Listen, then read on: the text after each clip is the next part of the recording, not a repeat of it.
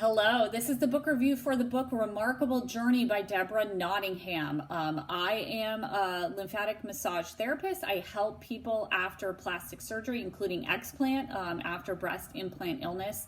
And so I'll be reviewing this book for my fellow lymphatic massage therapists, kind of pulling out the pieces of this book that I think are very valuable and help us be better therapists in our practice. So it's important to know that this book is Deborah Nottingham's journey with breast cancer diagnosis. She had multiple cancer diagnoses, and then getting breast implant illness and being diagnosed and having her explant and then recovering from her explant. It's also really important to know that she shares information of her Christianity in the book, and you see her journey through breast cancer as a Christian. You see her journey through breast implant illness as a Christian. Because the thing that's really individual about this book is part of it is actually pulled from her actual journal, her actual diary. So she would show you the date and the entry that she put on that date. So you really have that as it happens insight on her journey. So I do these book reviews in 3 sections. We talk about clinician presence, so things I pulled out of the book that I think can help us be better massage therapists. I go over some of the main themes in the book that I really liked, and then lastly, I share a few tips, like specific pearls of wisdom that the author gives in her book. So we'll start with the clinician presence, and she shares a story that I have heard in other books on breast implant illness as well. And actually it was another book that was a breast cancer survivor that later had breast implant illness, and that is taking the surgeon a little too literally when they say their tips on when to start exercise, when to do things when you're recovering from surgery. So in this one, her doc said, hey, no skiing, but he didn't mention ice skating. So that meant she laced on her ice skates, and she did a bunch of ice skates after her surgery, and she ended up falling. And then the falling was not helpful in her recovery.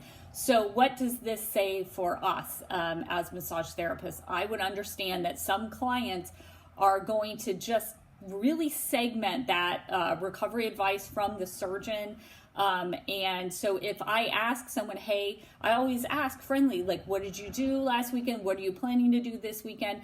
And if you hear someone that just came from surgery, whether it's breast cancer surgery, explant after, because they have breast implant illness, and they're talking about doing something that you are curious as to if their surgeon really wants them to be that active that soon after the surgery, I always say, hey, why don't you text or email your surgeon and let them know that, like, I'm deciding to start ice skating a week after my surgery, and just run it by them and see what they say. And then the decision's always for recovery in the surgeon's hands.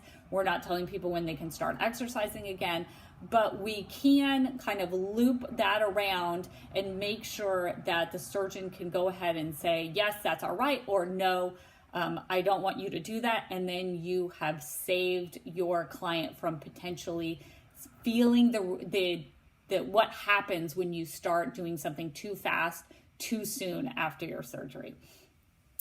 This book is really great because she has these journal entries, so you really get to see the interaction she has with her massage therapist. So she got massage regularly throughout her breast cancer healing journey, and then into having breast implant illness. And it's really interesting because in one entry, her massage therapist said, what is your pain telling you? And I know we can tend to ask those insightful questions and get the client thinking that is there some kind of psychological meaning to having pain or having different symptoms. But we also need to know that if we have clients with breast implants, we need to know about the symptoms of breast implant illness, and we need to be knowledgeable about that so that we're not putting maybe a psychological meaning on something that's actually a physical symptom of a syndrome, of a disease that they have not been diagnosed with. So it's so important for us to know the symptoms of breast implant illness and be able to know that sometimes things may have a deeper meaning, and sometimes they have a super clear meaning, and that is their body is sending symptoms out, sending signals that there's something wrong. And breast implant illness is not something that we can stop with our hands, no matter how much massage we give them. The joint pain's going to be there, the muscle pain's going to be there, the brain fog's going to be there, the headaches are going to be there, and the treatment for this is surgical. It's removing the implant. And we also need to know that if you find a knot, if you find something near the implant, that could be the signal, hey, why don't you go and talk to your doctor about this and go see what's going on. But that's something we can definitely do to help our clients, is to become informed and always have this in the back of our minds if our client has breast implants, especially if they have breast cancer. So let's talk about some of the themes in the book. And her first theme, the first thing that she mentions that I think is so valuable to think about, to know about, is that often implants are hidden from friends and colleagues. Often people won't tell, they won't be really open with their work colleagues, with acquaintances. Often it'll only be the people most close to them, and maybe not even all of their family knows that they have breast implants. So if they start coming down with symptoms of breast implant illness or are going through this breast implant illness journey, they don't have that many people to talk to, because they have to then disclose that they had breast implants in the first place. So this can tend to isolate our clients. The author also has this really great page on page 45 where she talks about anger. And this is one of her journal entries. And it says, where do I go with this anger? I am mad at God. Why do I have to struggle? She says, I am so angry that I have to ask for help again. I am so angry that my body has to heal. I am so angry that I must perform and keep going even if I want to give up. So this was really, I love this journal style of book, because you really get to see this is exactly what she felt on that day. And this is exactly what our clients can feel, whether it's being diagnosed with cancer again, getting breast implant illness, is this anger and the specific flavor of the anger that she talks about. I thought it was very valuable to hear that. And if you're someone who is struggling with breast implant illness symptoms, breast cancer diagnosis, it's very, it gives you a little bit of solace that you're not the only one that feels this way. It lets them feel that they're not that alone. She also has a really great tip. She talks about the theme of positive visualization. So visualizing something positive during her cancer treatment. So she visualized, like in the old Pac-Man game, like a little Pac-Man coming and eating the cancer cell. And that is how she visualized her treatment happening. And I love that theme. I love that she shared it to potentially get other people interested in, you don't have to think, really black and white, like this is a fight and I'm taking this deadly drug to try to survive. And I have to, take this surgery and it's going to be very painful. And I'm very angry that all of this is happening, but have a kind of thinking of, I'm doing things that are empowering my body to heal. She also, and this is another really great theme, and I love her for sharing it.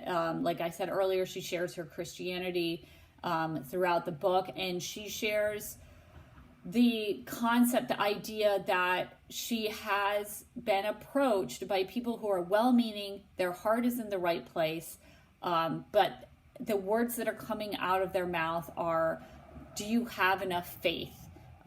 When she is sick, do you have enough faith? have you repented sin? And this is, again, going to that theme that this is not some psychological disease. It's not an internet disease, social media disease. It's not all in people's heads. It's a very physical condition. It has physical symptoms. And there's a treatment for the condition, and it's surgery. So it is not because she didn't repent all her sins or she doesn't have enough faith in God or Jesus is not why she got breast implant illness.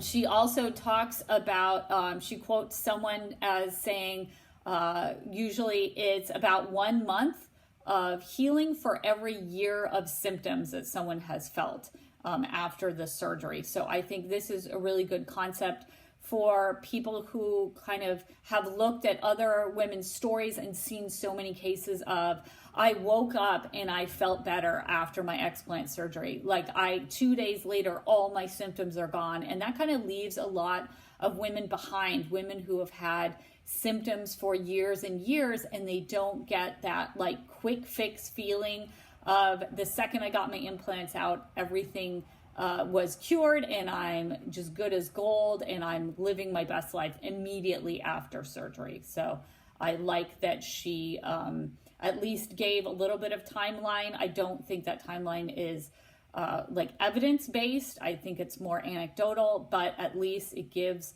some people solace that not all cases of breast implant illness is an immediate cure upon the surgery. So let's go to some specific tips. She has some really great specific tips. The first one is that she wrote a letter to her doctors, to her oncologist, to her cancer doctors, with information about her breast implant illness. And I think this is great because it kind of circles the circle back to circle back to the doctors and let them know. Because I think we risk some physicians kind of saying, oh, I've heard of breast implant illness, like there's research out there, but I, in my practice, have never had a client that had breast implant illness. So if everyone would write a letter to their doctors, especially if they had breast cancer and then had the reconstruction, write a letter to that oncologist, write a letter to everyone that has treated you and say, hey, I just wanted to give you an update that I had these symptoms and I had an explant, and then now my symptoms have resolved. So at least they have one person that they know that they've treated that had breast implant illness and then had explant surgery. She also talks, a really interesting tip that I suggest, but I hadn't actually heard anyone else talk about it, is bathing, cleaning after you have a sauna. So many people will do a sauna treatment after their explant, and it's important to wash off after that because you're sweating things out. And if you're doing a sauna to sweat things out, you should wash things off of you afterwards, and definitely not go into a sauna and then go to a massage because I'm rubbing things into your skin. She also talks about optimizing lymph flow before detox, and I would agree with that. You should have a very healthy lymphatic system and get your lymphatic system as healthy as possible before you try to move things around the body. And then finally, she has a really great poem. It's on page 72, and I think it really speaks to people who go beyond just caring about someone, and who think that caring about someone means completely taking on their burdens and caring for them. So this is the poem, Letting Go. To let go does not mean to stop caring. It means I can't do it for someone else. To let go is not to cut myself off. It's the realization that I can't control another. To let go is not to enable, but to allow learning from natural consequences. To let go is to admit powerlessness, which means the outcome is not in my hands. To let go is not to try to change or blame another. It's to make the most of myself. To let go is not to care for, but to care about. To let go is not to fix, but to be supportive. To let go is not to judge, but to allow another to be a human being. To let go is not to be in the middle, arranging the outcomes, but to allow others to affect their own destinies. To let go is not to be protective, it's to permit another to face reality. To let go is not to deny, but to accept. To let go is not to nag, scold, or argue, but instead to search out my own shortcomings and correct them. To let go is not to adjust everything to my desires, but to take each day as it comes and cherish myself in it. To let go is not to criticize and regulate anybody, but to try to become what I dream I can be. To let go is not to regret the past, but to grow and live for the future. To let go is to fear less and to love more. So I love that poem because I think a part of going through surgery, feeling sick, going through surgery, getting through recovery is, for many of my clients, is redefining, at least temporarily, their relationships with everyone in their family circle and their social circle. And this can be a huge time of upheaval to make that choice to take care of yourself, because it takes money to take care of yourself. It takes time to take care of yourself, and everyone has to pick up more than just their own load. They have to pick up whatever the person who's sick has been doing for them and do it for themselves so that sick person can heal. And there's a lot of emotions around that for a lot of my clients and their families and their friends. And, you know, am I being selfish by taking this time and trying to take care of myself? Am I being selfish by getting the breast implants taken out so I can be healthier? But does my body and the shape of my body that it's in now matter more to the people in my family, to the people that love me, than my health? And that is a huge burden that some of our clients have to deal with. They have to work their way through that. And I think for me, maybe that's one of the biggest clinician presence lessons, is that to understand that the journey that our clients are going through is not just, I was sick, I have this surgery, I'm having this recovery, and focusing on, does manual lymphatic drainage reduce the swelling? But to understand that our clients are going through not just a physical journey, but a spiritual journey, a mental journey, an emotional journey, and a family journey, a friend journey of redefining, at least temporarily, what their role is and who supports them and who they support, and finding that out really quick, which you'll find it out really quickly, whether you have breast cancer and you find out who your friends are, who's sticking with you and who disappears, or a breast implant illness and finding out, you know, who's supporting you and who is disappearing, and who believes you and who doesn't believe you, is an important thing to understand, that this is weighing heavily on the hearts of some of our clients. So this is a fantastic book. And if you have not read books on the lived experience of people with breast implant illness, I have read about a dozen books with these stories, and hearing the lived experience of these women has made me more compassionate and empathetic towards my clients with breast implant illness. So I highly recommend that you go ahead and read some of these books too, if those are going to be your clients on your table. Thanks, and have a great day.